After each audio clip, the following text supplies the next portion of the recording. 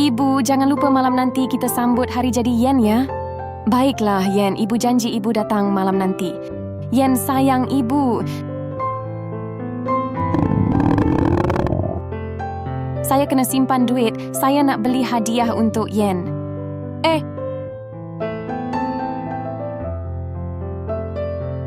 Kenapa ibu belum balik rumah lagi? Alamak, saya tak ada duit nak bayar hospital. Puan kena berehat di hospital 2 hari.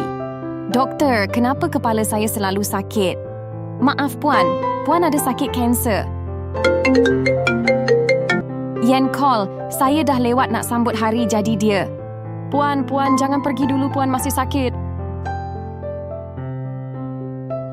Ibu datang.